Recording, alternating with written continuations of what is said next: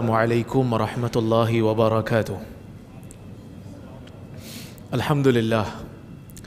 Nahmaduhu wa nasta'inuhu wa nastaghfiruh. Wa na'udzu billahi min shururi anfusina wa min sayyiati a'malina. Man yahdihillahu fala mudilla lahu wa man yudlil fala hadiya lahu. Ashhadu an la ilaha illallah wahdahu la syarika lahu wa ashhadu anna Muhammadan 'abduhu wa rasuluh. Allahumma salli wa sallim ala Muhammad wa ala alihi wa sahbihi ajma'in.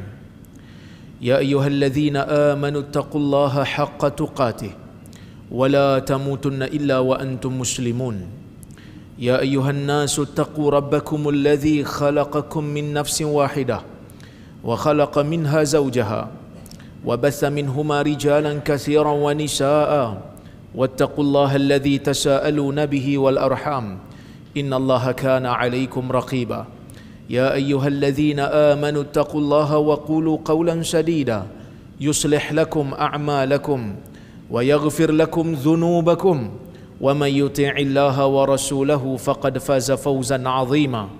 Fa inna asdaqal hadithi kitabullah wa khairal hadi hadi Muhammad wa syarral umuri muhdatsatuha wa kullu muhdatsatin bid'ah wa kullu bid'atin dhalalah. Amma ba'd. Muslimin dan muslimat yang dirahmati oleh Allah Subhanahu wa taala sekalian, alhamdulillah malam ini kita dapat bersama dalam kuliah maghrib khas yang mana pada bulan lepas dijangka saya hadir, tapi oleh kerana kesihatan tidak mengizinkan, maka saya tak dapat hadir. Saya hantar gantilah Ustaz Amir Farhan, mujur dia datang kan? Dia datang kan? Dia datang, alhamdulillah. Lepas tu saya sebut dekat Ustaz Sirajuddin, kata kena susun juga bulan ni kalau boleh datang ke masjid ni, sebab hutang yang tidak dibayar kena lunaskanlah, ya. Baik. Al-Imam Al-Bukhari rahimahullahu taala meriwayatkan sebuah hadis, katanya an Imran ibn Husain, an Imran ibn Husain radhiyallahu anhuma qala qala Rasulullah sallallahu alaihi wasallam khairukum qarni thumma alladhina yalunahum thumma alladhina yalunahum. Qala Imran la adri أذكر النبي صلى الله عليه وسلم بعد قرنه مرتين أو ثلاثة.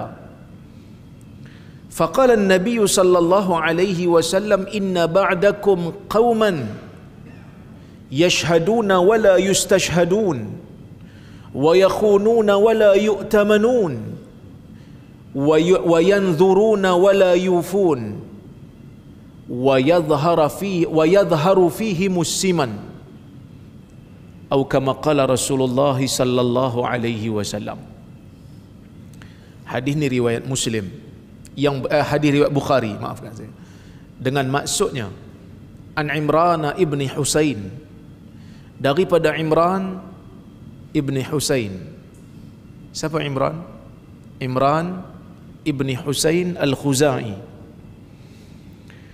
Masuk Islam menurut sebahagian ulama hadis pada tahun Khaybar, yakni pada tahun ke-7 Hijrah.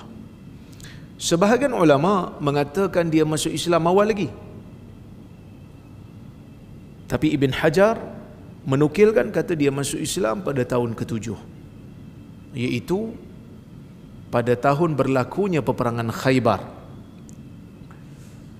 Dan dia ni terlibat dalam Yaumul Fatah ataupun Yaumu Fathi Makkah, hari pembukaan kota Makkah. Dan dia memegang panji Khuza'ah, panji Bani Khuza'ah, kabilah daripada Khuza'ah. Kita semua tahu ketika mana Nabi SAW melakukan perjanjian Hudaibiyah di antara orang Islam dan juga orang-orang Quraisy, ada dua kabilah yang sentiasa bertengkar, ada dua kabilah yang sentiasa bergaduh, iaitu Bani Bakar dan juga Bani Khuza'ah, masuk dalam perjanjian ni sebab nak damai seketika. Jadi Bani Khuza'ah masuk di bawah perjanjian Nabi SAW. Bani Bakar masuk bawah perjanjian orang Quraisy. Kenapa berlaku pembukaan kota Mekah? Bila ada puak daripada Bani Bakar melakukan pembunuhan terhadap puak Bani Khuza'ah, maka dia langgar perjanjian lah. Oleh kerana itu berlakulah pembukaan kota Mekah, yang mana Nabi SAW membawa sahabat pada tahun ke-8 Hijrah. Ya, Nabi keluar pada bulan Ramadan, keluar, dan akhirnya kota Mekah itu dapat dibuka. Pada waktu itulah Imran bin Husain ni dia bawa panji Bani Khuza'ah. Baik, itu cerita Imran. Dan dia meninggal dunia pada tahun 52 Hijrah. Ada sebahagian ulama kata tahun 53 Hijrah. Sebelum dia meninggal dunia, Umar radhiyallahu anhu menghantar dia pergi ke Basrah. Pergi ke Basrah buat apa? Nak mengajar manusia berkenaan dengan ilmu. Kerana Imran ni orang yang hebat di dalam ilmu. Walaupun dia ni duduk dengan Nabi SAW tu tak lama, sebab Nabi wafat pada tahun awal-awal tahun ke-11, dia tahun ke-7, kira 3 tahun lebih kan? Tapi dia dididik oleh guru yang terbaik yang ada dalam dunia ni, iaitulah Rasulullah SAW. Sebab tu kita tak heran kalau ada orang-orang yang hebat menjadi hebat dalam masa yang singkat, kalau yang mendidik dia tu adalah guru yang baik. Anak kita pun kalau kita hantar pergi belajar degree 4 tahun, balik dah jadi orang yang berbeza kalau dia betul-betul belajar lah kan? Jadi sebab itu ni ramai ni pelajar-pelajar Kuib ni kan, gunakan kesempatan yang ada. Pastikan bila kita balik nanti ada perubahan kan? Biar kita duduk sebulan pun, at least balik tu adalah sedikit perubahan, kerana kita duduk di tempat menuntut ilmu. Biar orang tengok ada sikit perubahan lah. Perubahan tu perubahan dengan pertambahan ilmu. Kalau orang tengok berubah tapi makin teruk, buat malu je lah kan? Jadi tak ada isu. Sebab saya sebut benda ni kerana sebahagian daripada pengkaji-pengkaji barat cuba untuk mempertikaikan orang-orang Islam ataupun sahabat-sahabat yang masuk Islam lewat ni. Dia kata macam mana Abu Hurairah boleh banyak hadis sedangkan dia masuk Islam lewat? Kita kata tak jadi masalah, kerana dia dididik oleh guru yang terbaik, iaitu Nabi Muhammad sallallahu alaihi wasallam. Husain, guru bapa dia, para ulama berbeza pendapat. Tadi kalau tuan-tuan perasan saya baca radhiyallahu anhuma, menunjukkan dia dan ayahnya Islam lah, sahabat. Para ulama hadis berbeza pendapat. Ada yang mengatakan bapa dia tak Islam, tetapi Ibnu Hajar Al-Asqalani, yarhamukallah, Ibnu Hajar Al-Asqalani dalam kitab dia Al-Isabah fi Tamyiz Sahabah, ketika menghuraikan tentang biografi dia, Ibnu Hajar membawakan riwayat daripada Ahmad dan juga Nasai dengan sanad yang sahih, mengatakan ayahnya pun masuk Islam. Ayah dia pun masuk Islam dan menjadi sahabat Nabi SAW. Jadi sebab itu bila kita baca nama sahabat yang dia dan ayahnya Islam, kita kata radhiyallahu anhuma, moga Allah meridai keduanya. Baik, kata dia Nabi SAW bersabda, Nabi SAW bersabda, khairukum qarni, sebaik-baik kamu ialah kurun aku. Dalam sebahagian riwayat menyebutkan al-qarnul ladzi ana fi, kurun yang aku berada di dalamnya. Summal ladzina yalunahum, summal ladzina yalunahum, kemudian generasi yang berikutnya yang menuruti mereka, kemudian generasi yang berikutnya yang menuruti mereka. Kita berhenti kejap kat sini. Bila Nabi SAW menyebutkan khairukum, sebaik-baik kamu, Nabi SAW maksudkan ialah sebaik-baik manusia. Kerana di dalam riwayat yang lain disebutkan khairun nas, sebaik-baik manusia. Maka di sini Nabi SAW nak berikan kita ni, umat ni, satu penjelasan yang sangat penting, iaitulah iman dari manusia ke manusia yang lain itu berbeza. Inilah ahli sunnah wal jamaah yang mengatakan al-imanu yazidu wa yanqus. Iman itu bertambah dan iman itu berkurang. Sebab itu bila kita baca dalam Quran, Allah Subhanahu Wa Taala kata apa? Wazidnahum huda. Kami tambahkan kepada mereka hidayah. Sebab kadang-kadang ada orang sebut, dia kata, "Ish, saya ni ustaz dah beriman dah. Jadi tak payahlah nak pergi dengar kuliah-kuliah ni. Saya beriman dah." Kadang-kadang yang disebut dalam kuliah tu pun benda yang saya dah tahu dah. Contohlah kita buat kuliah mukjizat saintifik dalam Quran dan Sunnah. Ada orang kata tak payahlah mukjizat saintifik ni. Kita beriman dah dengan Quran ni. Kita beriman dah dengan hadis ni.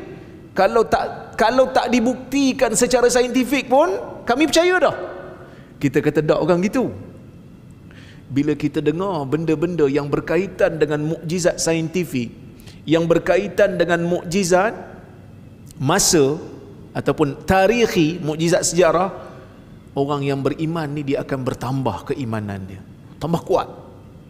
Dan kita pun boleh rasa ada waktu iman kita meningkat, ada waktu iman kita turun. Kan duduk dalam masjid dengar kuliah, iman meningkat. Sekarang balik kan diturun sikit. Masuk bulan puasa, iman meningkat. Masuk hari raya, diturun sikit. Kan? Iman itu bertambah dan berkurang. Jadi Nabi SAW menjelaskan hakikat ni dalam hadis ni. Kerana iman manusia tak sama. Berbeza dengan golongan Murji'ah yang terkeluar daripada ahli sunnah, yang mengatakan apa dia? Iman manusia ni sama je. Selagi mana dia mengaku dia beriman, dalam jiwanya ada iman, maka semua sama. Amalan tidak memberi kesan, kata dia. Kan? Kebanyakannya golongan Murji'ah ni ada pada zaman dulu, dan mungkin orang ingat zaman sekarang tak ada. Tapi zaman sekarang mungkin ada pemikiran Murji'ah, fikratul irja' tu mungkin ada. Apabila kita dengar orang kata, saya ni nampak aja macam ni di luar ni, tapi yang penting hati. Allah Ta'ala nilai hati kita. Betul Allah Ta'ala nilai hati kita, tapi tak bermakna Allah Ta'ala tak menilai apa yang kita lakukan di luar. Kan kadang-kadang kita jumpa orang sebut macam tu kan, you janganlah nilai saya dengan pakaian saya, hati saya ni yang paling penting sekali. Tak, hati tu Allah Ta'ala nilai, amalan tu pun Allah Ta'ala nilai, bukan hati je, amalan tu pun Allah Ta'ala nilai juga. Ini benda yang penting. Bila Nabi SAW kata qarni, Nabi menyebut perkataan qarn. Apa itu qarn? Para ulama berbeza pendapat. Qarn dari sudut bahasa, ada yang kata muddah mi'ati sanah, satu zaman yang dikadarkan 100 tahun. Orang Melayu pun panggil satu kurun. Satu kurun berapa tahun? 100 tahun. Kalau satu abad?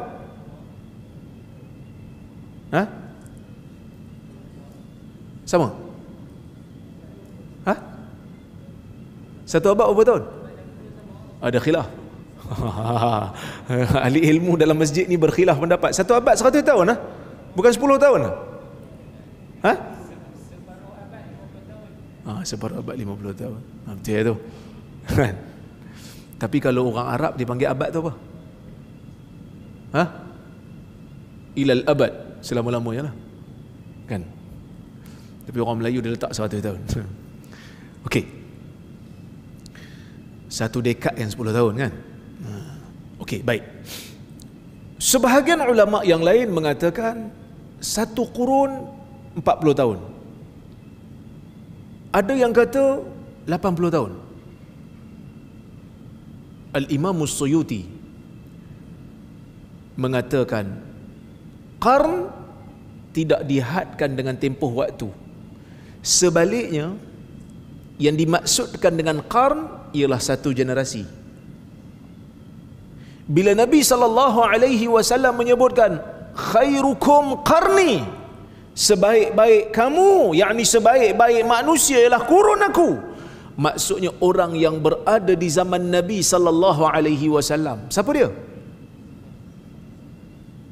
Qarnul ladzi ana fi, kurun yang aku berada padanya, yakni golongan sahabah.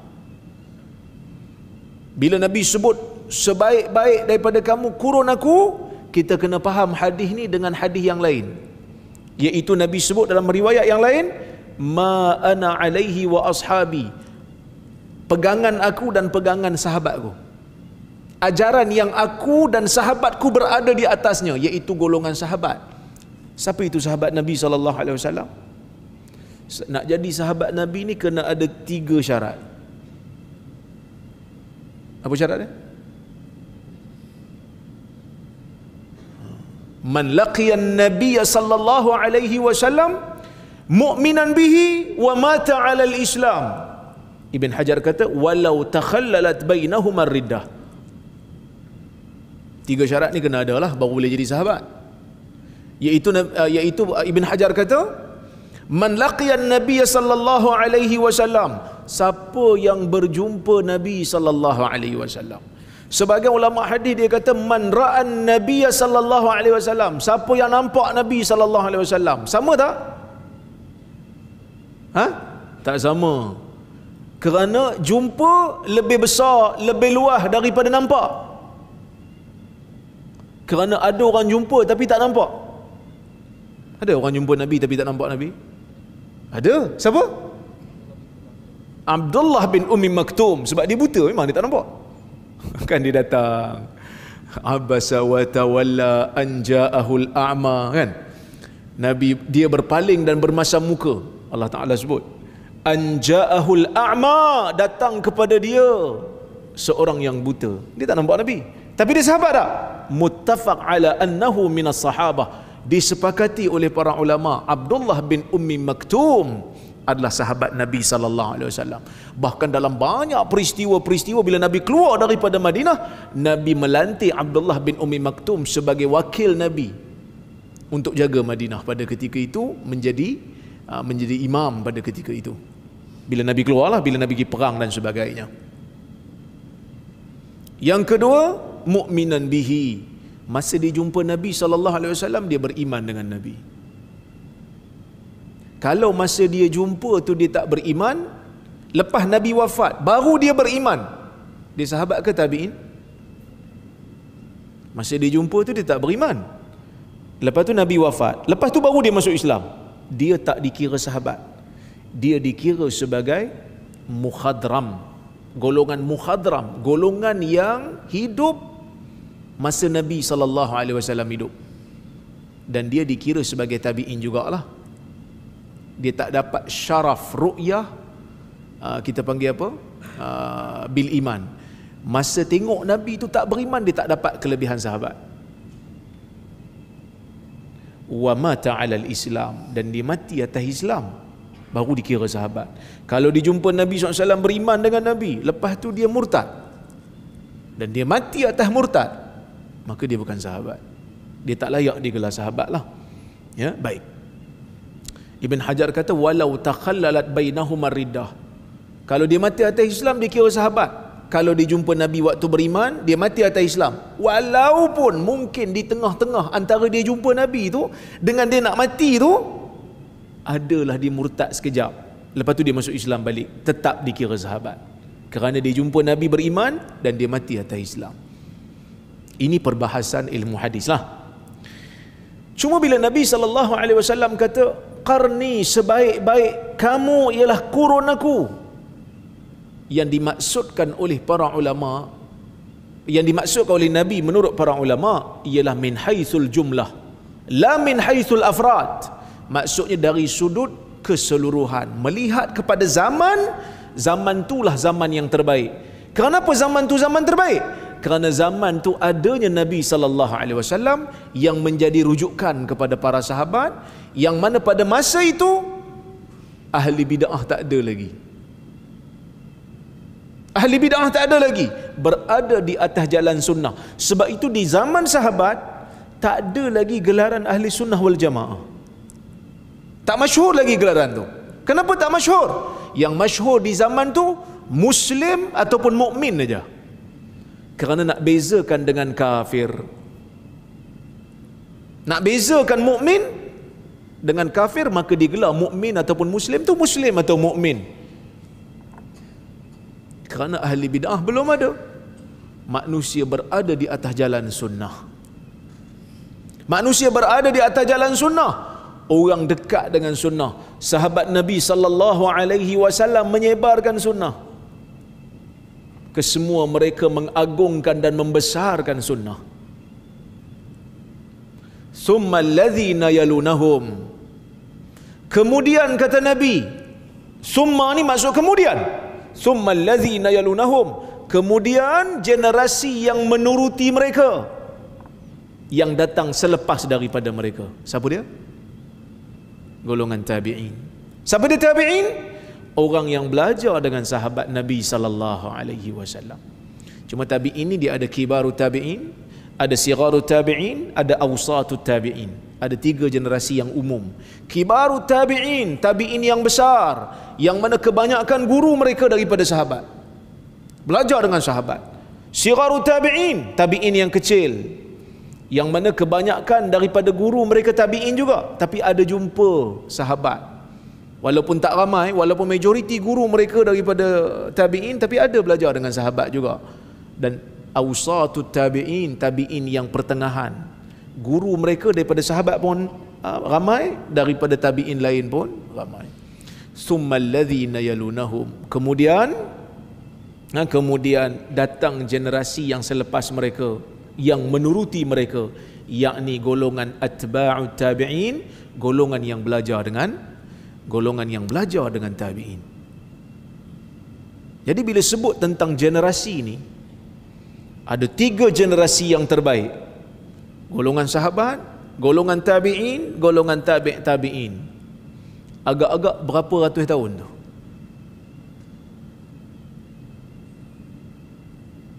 Sebahagian orang kata 300 tahun. Tapi pendapat yang tepat, wallahu ta'ala a'lam, zaman sahabat berakhir pada tahun bila agak-agak tuan-tuan?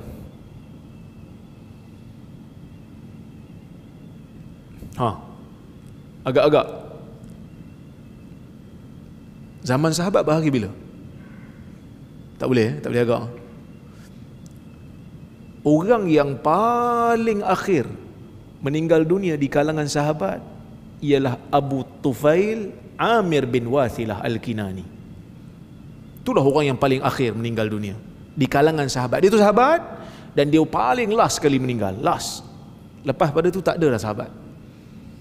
Abu Tufail Amir bin Wathilah. Dia meninggal bila? 102. Maka zaman sahabat berakhir pada tahun 102 Hijrah.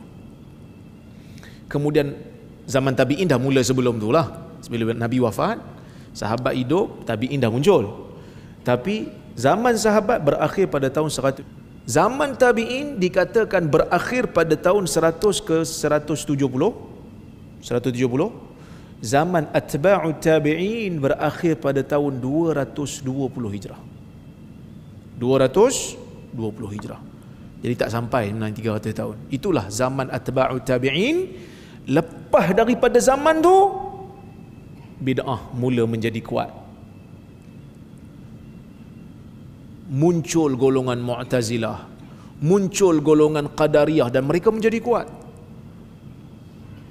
Sebab itu pada zaman Imam Ahmad, kita tengok macam mana Imam Ahmad kena seksa. Sedangkan dia tu muhaddisin. Hari ni bila kita baca tentang Imam Ahmad, kita rasa Imam Ahmad tu besar, tokoh hebat dalam hadis, kan? Sehingga Imam Syafi'i pun sebut pada Imam Ahmad, Ahmad, kalau ada mana-mana hadis yang sahih, fa'alimuna, bagi tahu kat kami. Syamiyan kana, kan? Sama ada dia hadis Syam ke ataupun hadis Kufah ke, tak ada masalah bagi tahu. Kerana Imam Ahmad itu memang tokoh besar. Tapi pada zaman Imam Ahmad, bila masuk zaman pemerintahan Ma'mun, Imam Ahmad itu sendiri ditindas, dipukul, dipenjara. Jadi sebab tu, kalau zaman ni setakat orang tak bagi tauliah ya, tak ada apa. Yang penting kita mau bawa sunnah Nabi sallallahu alaihi wasallam. Kerana ini yang disebut oleh Nabi sallallahu alaihi wasallam, 3 kurun ni, kurun yang terbaik. Nak beragama pada kurun ni, seperti mana yang dipegang oleh manusia di zaman kurun ni. Jadi bila kita nak buat sesuatu yang ada dasar agama, kembali kepada 3 ni. Tengok apa yang menjadi agama pada zaman itu, maka agamalah pada zaman ini. Kalau tak ada yang menjadi agama di zaman itu, maka kita nak buat apa? Kerana zaman di awal tak ada.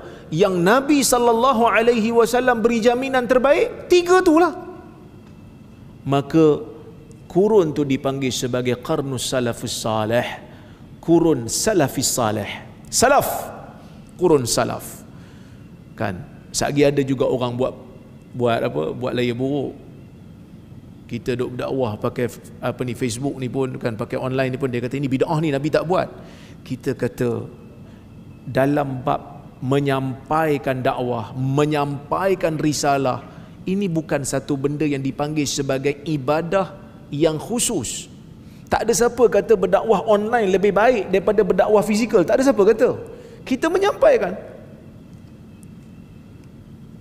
Satgi ada orang lain buruk, dia ni, dia kata nak ikut zaman salaf sangat, datang masjid pun naik kereta, pakailah unta.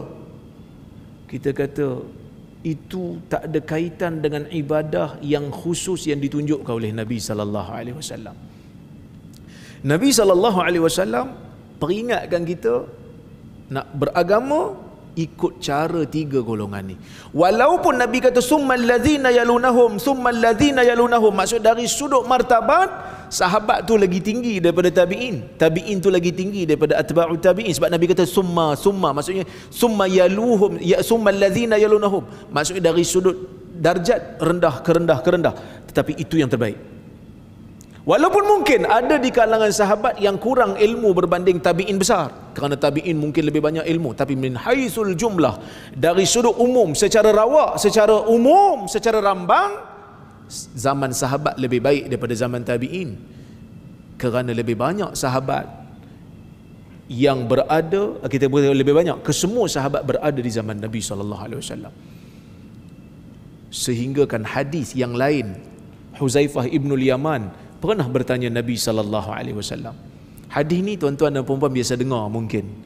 Kata Huzaifah, kana an-nas yas'aluna Rasulullah sallallahu alaihi wasallam 'anil khair wa kuntu as'aluhu 'anil syarr makhafata ayyudrikani. Dulu manusia banyak tanya Nabi tentang kebaikan sebab dia orang nak amal. Tapi aku dulu banyak bertanya Nabi SAW tentang kejahatan kerana aku bimbang kejahatan itu akan menimpa diriku.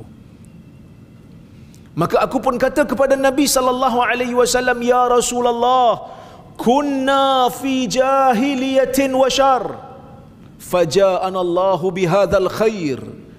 Ya Rasulullah, dulu kita berada di zaman jahiliyah, dulu kita pernah berada di zaman kejahatan, zaman di mana orang buat syirik. Faja'ana Allahu bihadzal khair, Allah memberikan kita kebaikan dengan memberikan kita wahyu, memberikan Islam kepada kita. Fahal ba'da hadzal khairi min syarr? Akan muncul tak nanti lepas kebaikan ini, akan muncul tak kejahatan? Akan muncul tak kejahatan lepas ni? Nabi kata na'am, ya akan muncul. Kejahatan akan berlaku. Bila kejahatan itu akan berlaku? Bila mana manusia meninggalkan pegangan Quran dan Sunnah. Bila manusia mencari petunjuk selain daripada petunjuk Quran dan Sunnah. Kemudian ditanya lagi, fahal ba'da hadha syarr min khair? Mungkin tak nanti ya Rasulullah, lepas kebaikan itu akan muncul balik kebaikan? Allah bagi kita kebaikan, Lepas kebaikan ni ada kejahatan ya Rasulullah. Kata Hudzaifah, ya ada, kejahatan tu ada. Lepas kejahatan tu akan ada tak kebaikan ya Rasulullah? Sebab Hudzaifah ni dia takut takkan kejahatan tu saja tak datang, lepas tu kebaikan. Nabi kata na'am wa fihi dakhan. Nabi kata ada kebaikan, tapi padanya ada kekeruhan, ada dakhan, ada kekeruhan. Maksud kebaikan yang datang di zaman-zaman selepas daripada zaman kejahatan itu muncul, kalau datang kebaikan pun, kebaikan itu dah bercampur sedikit dengan yang lain, keruh sikit. Dia tak pure, dia tak bersih seperti mana di zaman yang Nabi SAW sebut tadi. Wa fihi dakhan, padanya ada dakhan, padanya ada kekotoran, padanya ada, kita panggil kekeruhan sikit. Kata Hudzaifah, wa ma dakhanuhu ya Rasulullah, wa ma dakhanuhu, kekeruhan itu macam mana ya Rasulullah? Nabi kata, qaumun yahduna bi ghairi hadi ta'arifu minhum wa tunkir. Munculnya satu kaum yang mana mereka ini tidak mengambil hidayah, tidak mengambil petunjuk daripada petunjukku. Ta'arifu minhum, daripada amalan mereka ada yang kamu kenal sebagai baik. Wa tunkir, sebahagian daripada amalan mereka itu kamu tak kenal, kamu pelik. Di akhir-akhir zaman, Nabi SAW memberikan ingatan. Nabi SAW memberikan ingatan tentang golongan di akhir zaman akan muncul satu kaum mengambil petunjuk bukan daripada petunjuk Nabi SAW. Dalam riwayat ini disebut yastannuna bi ghairi sunnati wa yahduna bi ghairi hadi. Mereka mengambil sunnah bukan dengan sunnah aku. Mereka mengambil hidayah bukan dengan hidayahku. Mereka mengambil petunjuk bukan dengan petunjuk Nabi SAW. Kan kalau kita tengok di zaman ini ada golongan yang menamakan diri mereka sebagai golongan Sufiyah. Saya tak kata semua, kerana Ibnul Jauzi dalam kitab dia Talbisu Iblis ada menyebutkan, dia kata kana awailus sufiyah, golongan sufi yang awal ini kana ta'wiluhum alal Qur'ani was sunnah. Mereka memakai Quran dan sunnah di zaman awal, sufi yang awal. Demikian juga yang disebut oleh Al-Imam Al-Junaid, dia menyebutkan usuluna muqayyad bil kitab was sunnah. Kan? Usul kita, asas yang kita pegang ialah Quran dan sunnah. Tapi di zaman Ibnul Jauzi, kurun ke-6 Hijrah, dah dia bincang berkenaan dengan golongan-golongan yang melampau, golongan sufi yang menyeleweng. Dan hari ini kita melihat satu demi satu kepelikan yang muncul. Apa yang mereka lakukan? Yang mereka lakukan yang pertama, mereka cuba mencari petunjuk selain daripada petunjuk Nabi. Bukan semua. Saya kata ada sufi yang okey, tapi ada juga yang menyeleweng. Yang menyeleweng ni, mereka cuba untuk meruntuhkan binaan asas Islam. Oleh kerana itulah kalau kita tengok, mereka munculkan doktrin demi doktrin yang tidak pernah dikenali oleh golongan salafus salih. Kita masdarut talaqi kita wal istidlal, kita cara kita mengambil agama Quran dan sunnah. Quran dan sunnah. Apa yang ada dalam Quran, apa yang ada dalam sunnah, para ulama mentafsirkan Quran dan sunnah itu, dan ulama ini pun ulama yang muktabar dan kita terima. Tapi ada golongan yang tak berpada dengan Quran dan sunnah. Tuan-tuan, golongan sahabat Nabi SAW seperti Abu Ayyub, seperti Jabir, ini sahabat yang dekat dengan Nabi SAW, sahabat yang rapat dengan Nabi SAW. Bila mereka muskil berkenaan dengan hadis, bila mereka tak berapa tahu berkenaan dengan sesebuah hadis, sedangkan Nabi SAW dah wafat masa tu, mengembara Jabir pergi ke Syam nak tanya berkenaan dengan hadis daripada Abdullah bin Unais. Mengembara Abu Ayyub sampai ke Mesir, berjumpa dengan Uqbah bin Amir, nak tanya berkenaan dengan satu hadis yang dia keliru. Betul ke dia dengar macam tu daripada Nabi sallallahu alaihi wasallam? Nak tanya Nabi dah wafat. Mereka mengembara. Maka sebab tu ulama hadis dia tulis kitab Ar-Rihlah fi Talabil Hadis. Al-Imam Al-Khatib Al-Baghdadi tulis satu kitab, pengembaraan mencari hadis. Kerana menurut mereka Allah Subhanahu wa taala suruh tabayyun. Allah suruh tabayyun, fatabayyanu in ja'akum fasiqun binaba'in fatabayyanu. Kamu kena tabayyun, kena semak, kena selidik. Kerana ini kalam Nabi, kerana ini agama. Inna hadzal ilma din. Ilmu ini adalah agama. Fanzuru amman ta'khuduna dinakum. Tengok daripada mana kamu ambil agama kamu. Tapi muncul di zaman ini, bukan zaman inilah, di zaman Ibnu Jauzi dah muncul, zaman awal lagi dah muncul, tapi lepas daripada zaman salafus salih, orang-orang yang mendakwa boleh mensahihkan hadis dengan kasyaf. Tuan-tuan tahu kasyaf? Tahu kasyaf? Kasyaf ni dengan bukaan jiwa, Allah Ta'ala singkap terus jadi sahih. Tuan-tuan, golongan ni ada, zaman ni pun ada.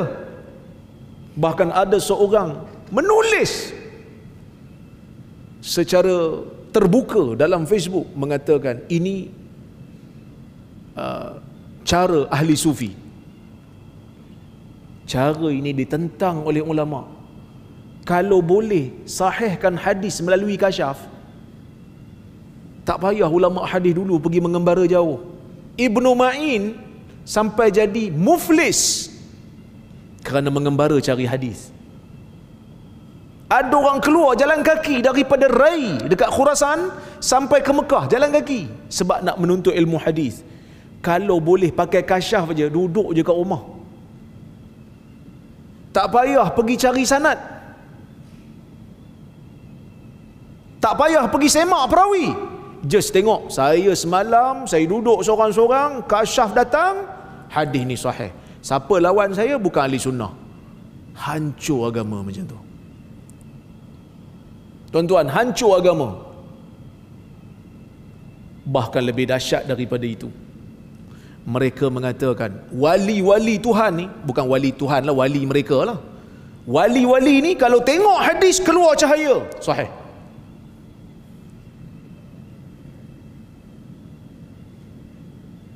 Semua hadis yang ada dalam kitab sahih. Siapa yang semak-semak ni? Wahabi saja yang semak-semak. Sedangkan semak hadis ni bukan kerja Wahabi, tuan-tuan.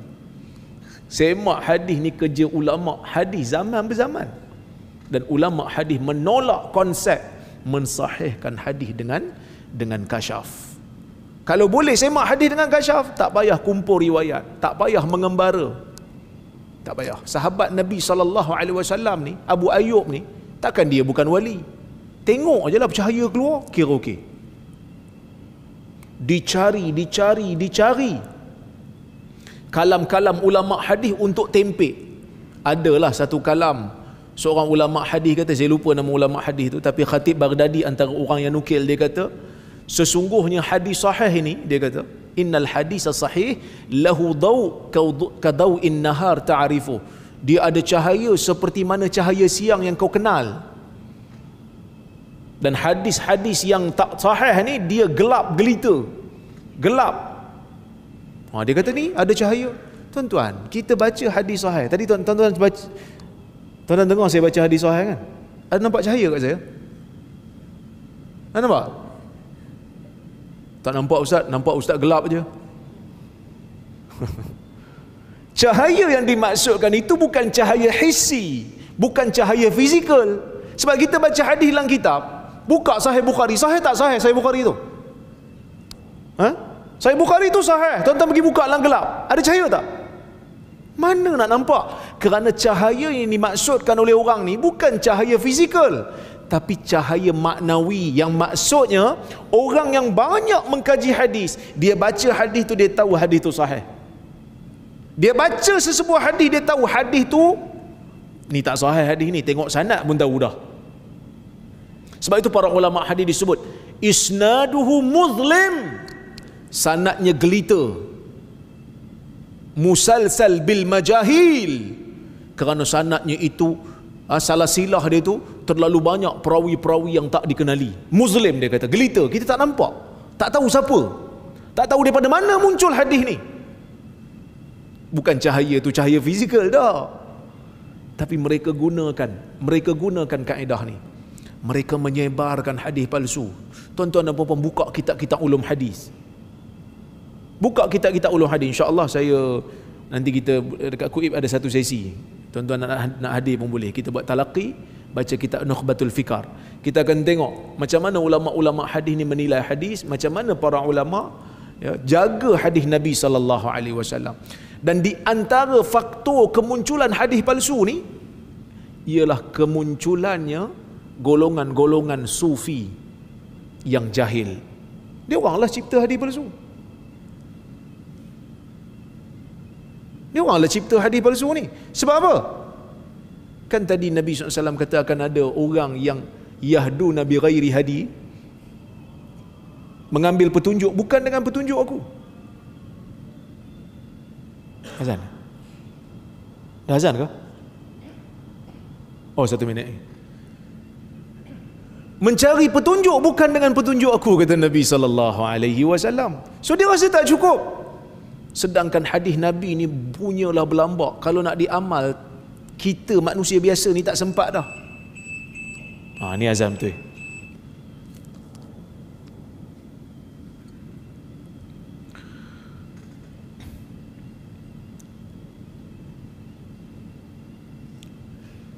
Sebahagian daripada mereka menyebarkan hadis palsu. Sebab itu kalau kita tengok dalam kitab-kitab sufi, walaupun bukan semua, tetapi ada hadis-hadis palsu itu disebarkan.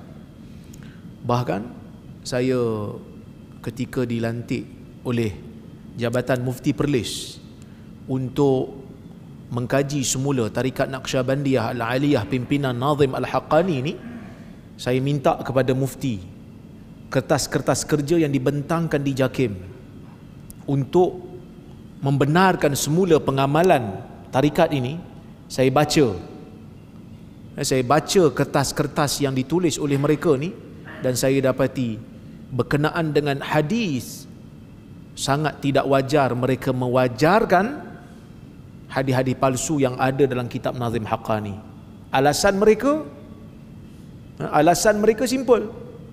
Alasan mereka, hadis ni palsu tapi makna sahih. Makna betul.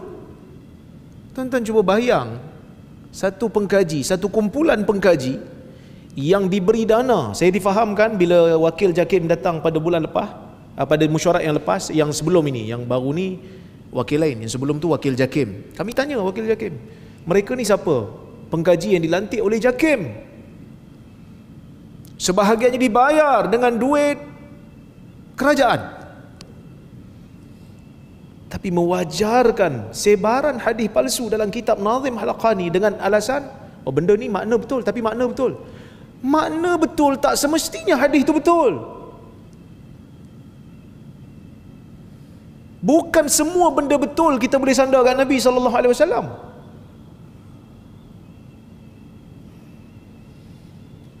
Tuan-tuan, kalaulah kita kata, kalau tuan-tuan kata saya ni lelaki, betul tak betul? Betul? Kira hadis ke bukan? Rozaimi lelaki, bukan hadis. Tapi tak apalah, kan makna betul, jadi saya buatlah. Tak boleh. Kerana hadis itu ada disiplin. Dia tak tengok makna, dia tengok nisbah, dia tengok sandaran. Sandaran tu penting. Tapi mereka wajarkan, mereka cari alasan, punya belok-belok nak cari alasan, nak betul kan juga. Tak salah, dia kata tak salah, makna betul. Lepas tu pergi cari pula mana-mana ulama lain. Ni ulama ni nukil, ini ulama ni nukil. Ulama nukil hadis tak bermakna hadis tu betul. Ulama nukil tak bawa sanad. Kalau ulama nukil bawa sanad pun kita kena cek sanad tu. Tuan-tuan dan puan-puan rahmati Allah sekalian, Imam Bukhari, Sahih Bukhari. Sahih Bukhari pasal apa dia sahih? Saya nak tanya ni. Kita kena clear ni, ahli sunnah kena clear betul-betul. Pasal apa Sahih Bukhari itu dianggap sahih? Adakah sebab Imam Bukhari tulis? Kalau sebab Imam Bukhari tulis Sahih Bukhari, maka dia menjadi sahih. Sebab Muslim tulis, maka dia jadi sahih.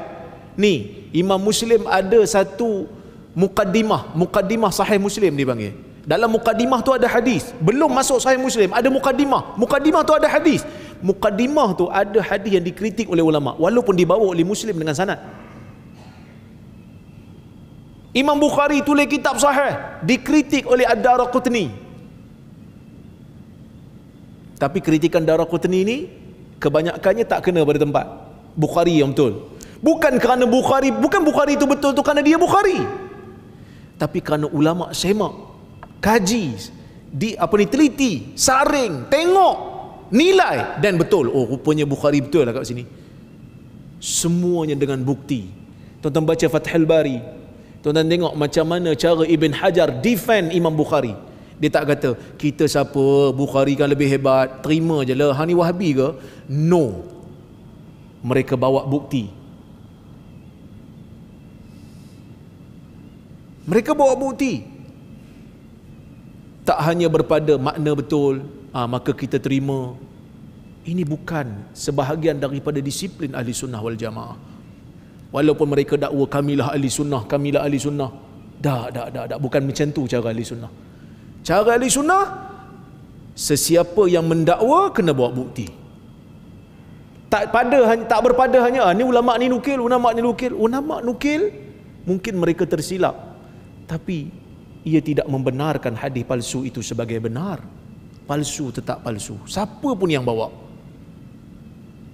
Kalau tak dia jadi masalah, tuan-tuan. Kalau tak dia akan jadi celaru habis. Selagi makna-makna betul, kira okey. Lah kali, sebenarnya hadis ni sahih. Mana hang tahu sahih? Tok guru saya kasyaf. Tok guru dia kasyaf. Macam mana kita nak tahu? Tok guru saya pun saya boleh dakwa kasyaf. Saya sendiri saya boleh dakwa. Saya sebenarnya dah kasyaf dah. Semalam saya kasyaf hadis ni sahih. Lama-lama agama akan jadi runtuh. Kita nak mengajar benda-benda sahih, mereka takut. Takut masyarakat keliru.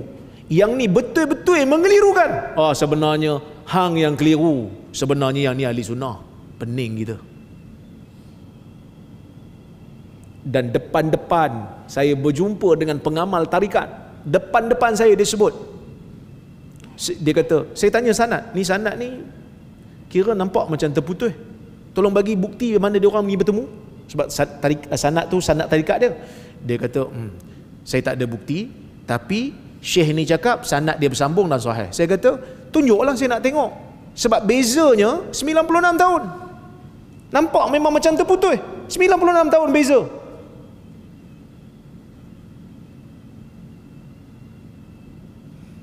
Tarikh mati kedua-duanya tu beza 96 tahun. Kira kalau jumpa pun jumpa waktu kecil. Belum mumayyiz lagi. Dia kata, pada kami ikut je. Saya kata, bawalah bukti. Kalam Syekh bukan dalil. Saya sebut kalamul ulama yustadallu bihi, yustadallu lahu, la yustadallu bihi. Kalam ulama ni kita kena cari dalil untuknya. Bukannya kita jadikan kalam ulama tu dalil. Dia kata, di sisi kami kalam Syekh dalil. Di sisi kami kalam Syekh dalil.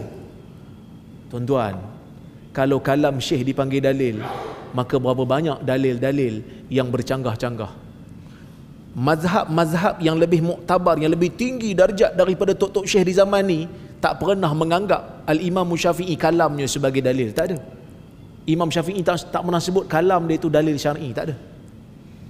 Abu Hanifah tak pernah kata kalam dia itu dalil syar'i. Tapi muncul golongan di zaman ni mendakwa diri ahli sunnah wal jamaah, mengatakan kalam Syekh sebagai dalil syar'i. Kacau. Ada satu kitab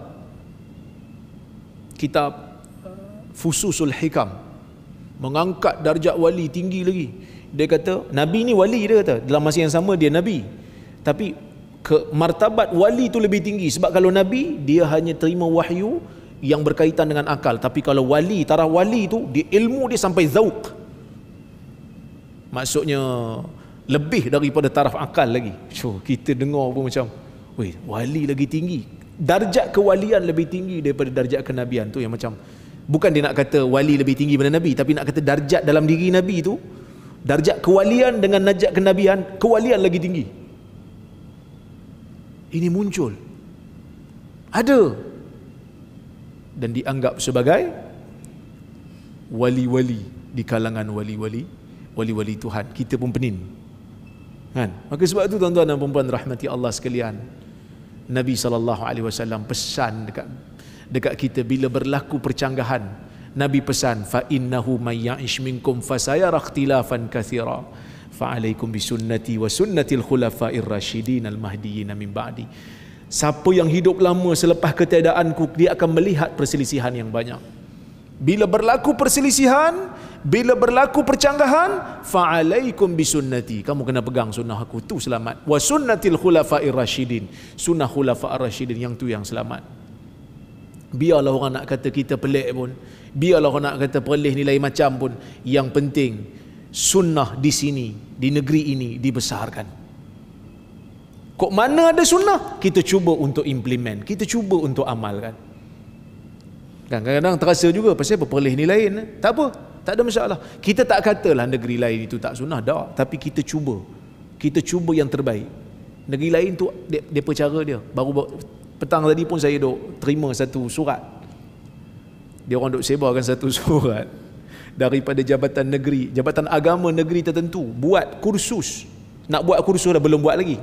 Surat tu surat jemputan. Nak buat kursus peranan warna dalam pembentukan peribadi. Saya terima tadi ni. Kat mana saya pun dah lupa dah. Tapi nak katanya, dia punya tajuk-tajuk dalam tu tuan-tuan, kita pun pelik. Warna boleh membentuk peribadi, betul ya? Ini benda yang pelik, tapi jabatan agama nak anjur ni. Sebab tu orang duk kat Facebook sekarang ni, orang duk petikai ni. Kan kita nak ajar benda sunnah susah. Nak ajar benda sunnah orang kata mengelirukan. Ni bab warna pun dia nak ajar.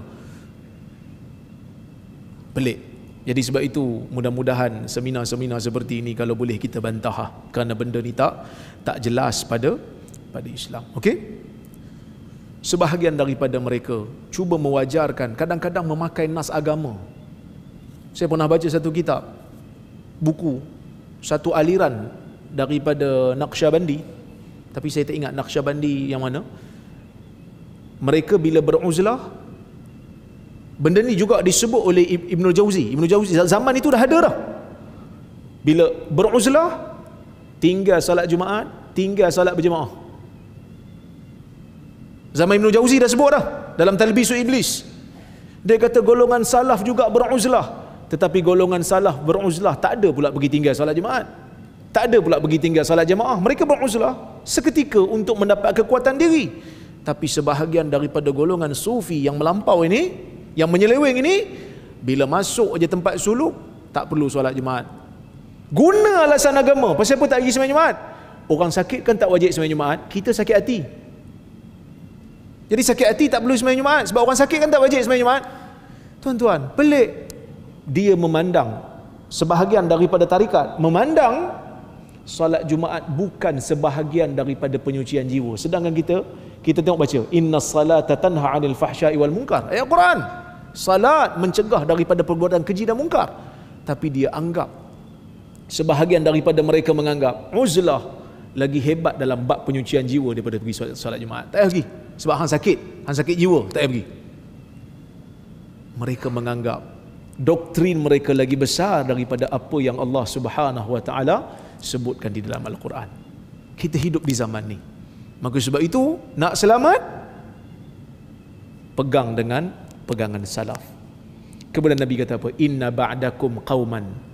Selepas daripada zaman kamu, wahai Imran, lepas daripada zaman kamu, qauman, akan muncul satu kaum, yashhaduna wala yustashhadun.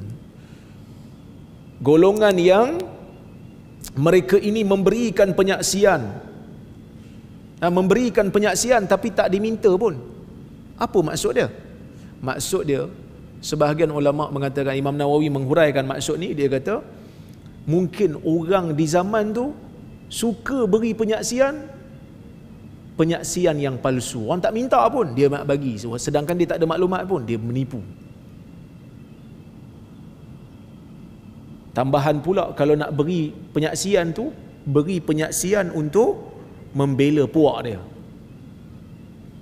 Saya pernah tengok berlaku dalam mahkamah, saksi yang berbohong semata-mata nak menangkan puak dia. Ada.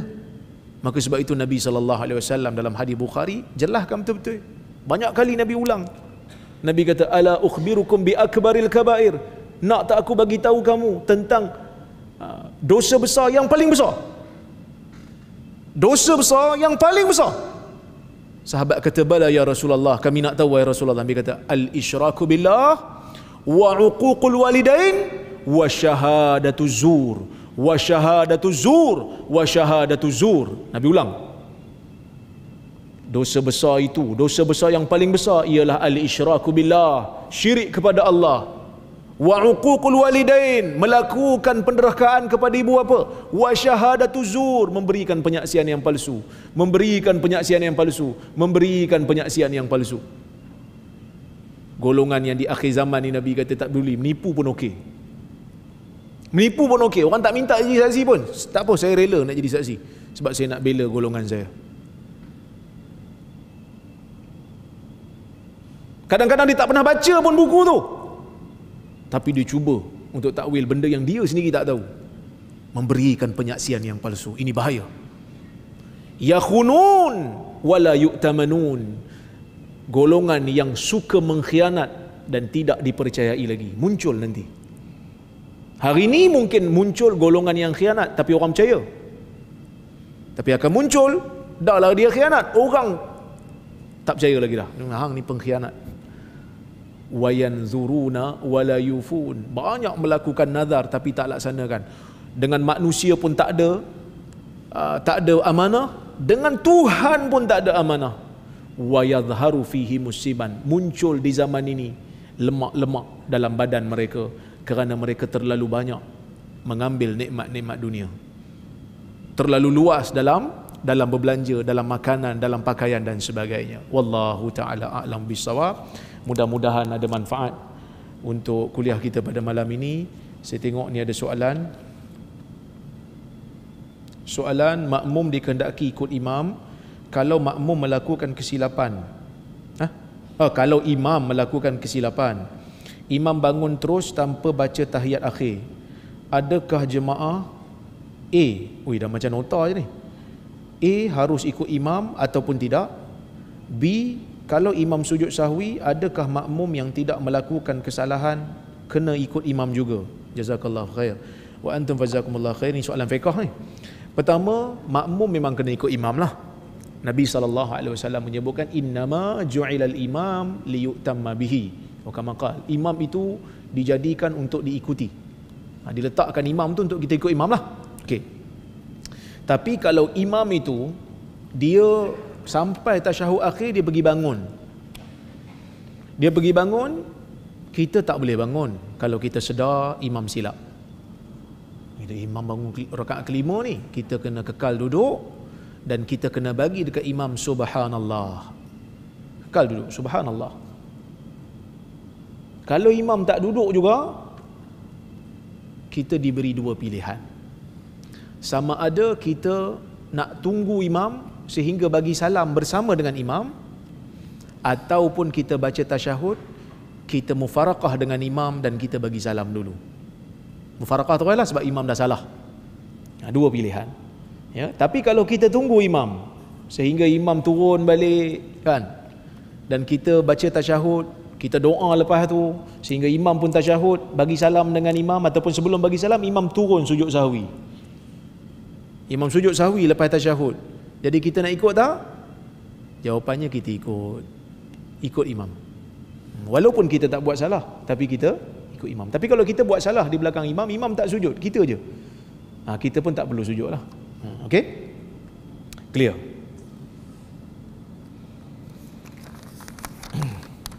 Oh, ni panjang sikit.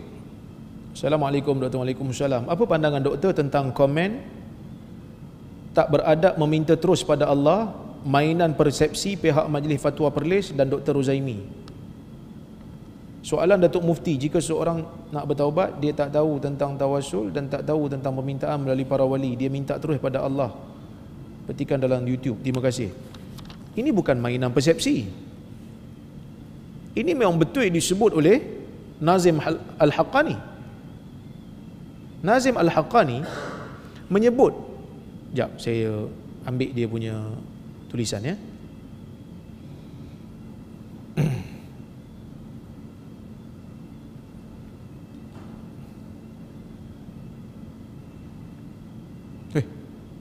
Hilang pula dia.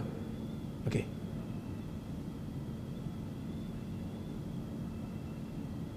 Saya kena cari balik tuan-tuan dalam nota.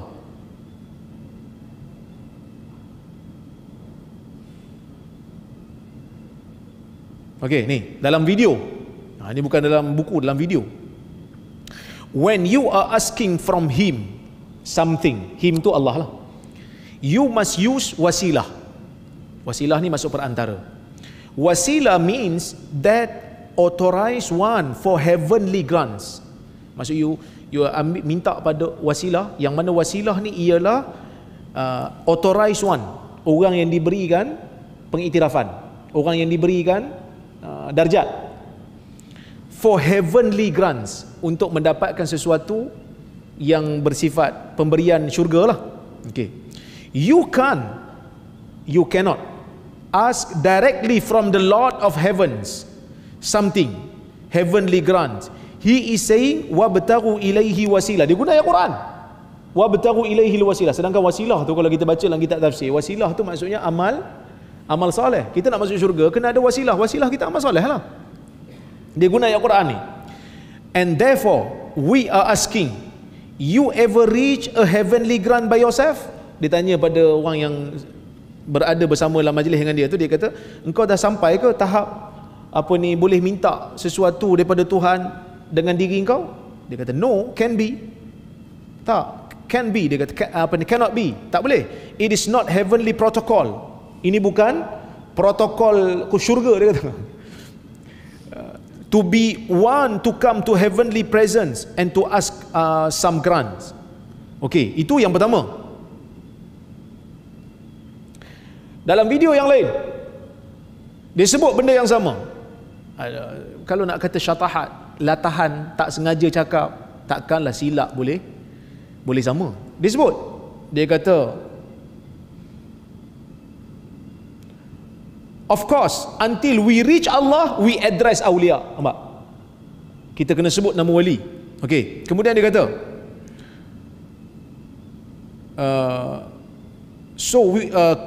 question, orang tanya kat dia, so can we ask from awliya anything? We want to ask from Janabul Haq until we reach there. Kena minta dengan wali lah. Kau nak minta dengan Tuhan, kena minta dengan wali. Dia kata of course. Can you drink water from Niagara? Dia bagi perumpamaan, nak minum air Niagara boleh minum tanpa ada bekas ke? Boleh minum terus. Nampak? Kemudian dia kata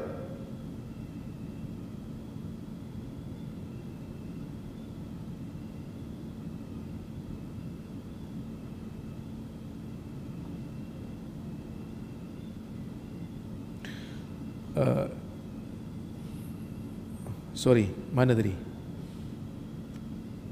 Okey, ni. That means that you ask from Allah but indirectly, because yet you didn't reach to Allah Almighty. Nampak? Tak boleh minta. Ini dalam buku dia. So banyak. Ini bukan persepsi. Kami tanyalah soalan. Kami tanya soalan pada panel tu. Ni macam mana ni? Dia kata tak boleh minta pada Allah. So jawapan mereka bukan haram. Ialah tak boleh itu boleh jadi haram, boleh jadi tak digalakkan. Kan? Tak boleh, bila kata tak boleh, awak tak boleh minta terus daripada Tuhan. Boleh jadi haram, boleh jadi tak digalakkan. Kami tanyalah, dia kata tak mungkinlah diharamkan. Sebab Dalam doa-doa dia pun ada dia minta direct. So apa maknanya? Dia kata ta'adduban, dengan beradabnya minta pada wali lebih beradab. Itulah maksudnya. Ta'adduban maksudnya lebih beradab, minta melalui wali. Itu yang mufti tanya. Kalau orang tu dia nak bertaubat, dia terus minta pada Allah, taubat terus pada Allah, tak beradab ke macam mana? Ni bukan mainan persepsi. Apa yang persepsinya? Ini betul apa yang berlaku, yang dialog yang ada. Bukan sebab itu tuan-tuan. Saya tak tahu, kadang-kadang kita pun takut tengok. Ni yang nak dibenarkan ni? Ni ke ajaran yang nak dibenarkan ni? Ni yang dikatakan ahli sunnah ni? Jakim, gaji besar, tolong tengok sikit. You dibayar gaji dengan duit rakyat, dengan duit pembayar cukai, dengan amanah, ya, jalankan amanah dengan betul. Kita mungkin bermasalah dengan seorang ni, mungkin bermasalah dengan Nazim Haqqani, betul, tapi kita nak selamatkan yang lain-lain ni. Ramai lagi yang lain ni, kalau kita benarkan seorang ni, lain akan ikut. Sebab itu tuan-tuan, ini bukan permainan persepsi. Ini kita nak jaga agama daripada penyelewengan. Sebab itu saya sebut, mungkin zaman ni saya, Mufti Perlis, beberapa orang sahabat-sahabat asatizah yang lain minoriti, betul. Sampai ada orang kata, alah, ceramah pun kat Perlis aja. Ya, tak apalah, kita minoriti di zaman ini. Tapi setidak-tidaknya kita berusaha untuk menyatakan kebenaran, dan kami tak ada apa-apa kepentingan. Demi Allah, kami tak untung pun buat benda ni. Bahkan kami menerima kecaman lagi ada, menerima sekatan lagi ada. Tapi tuan-tuan, Allah Ta'ala akan bertanggungjawabkan kita atas apa yang kita benarkan, atas apa yang kita perakukan. Jangan ingat benda yang kita tulis dalam minit mesyuarat tu hanya kekal sulit dalam tu. Di sisi Allah ia tetap akan dihitung. Ni saya sebut pada Jakim. Saya sebut pada Jakim, bila saya baca paper tu, saya kata paper ni sangat-sangat lemah, tak ada kualiti. Macam mana boleh masuk, macam mana boleh dibenarkan atas alasan yang ni? Ada orang kata, oh, you hebat sangat ke?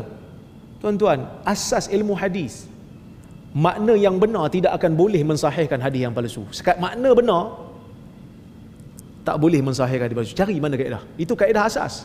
Palsu tetap palsu. Yang kita nak cari, betul tak nisbah tu daripada Nabi? Betul tak Nabi cakap benda tu? Bukan makna betul ataupun tidak. Kalau tuan-tuan, orang ambil ayat Quran, ambil makna ayat Quran, tiba-tiba kata Nabi SAW bersabda, ayat Quran tu betul, makna tu betul, tapi Nabi tak cakap benda tu. Yang kita nak cari tu nisbah, betul tak Nabi sebut benda tu? Itu asas. Tapi benda ni pun tak lepas, tapi masuk kertas kerja Jakim.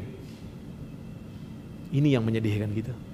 Jadi sebab itu di Perlis ni kita panggil, kita bincang, tapi jawapan yang kita terima tu tak memuaskan hati, kan? Tapi tunggulah fatwa nanti keluar macam mana, insya-Allah. Kita tunggu perkenan tuanku berkenan je mufti untuk keluarkan fatwa tu, kita akan sebarkanlah demi untuk menyelamatkan akidah umat. Kembalilah beragama seperti mana agama yang disebutkan oleh Nabi SAW, 3 zaman yang terbaik ini. Wallahu a'lam. Saya minta maaf terkasar bahasa tersilap kata. Terima kasih atas jemputan. Kita jumpa lagi di lain masa. Aqulu qawli hadha wa astaghfirullahal azim li wa lakum. Wassalamualaikum warahmatullahi wabarakatuh.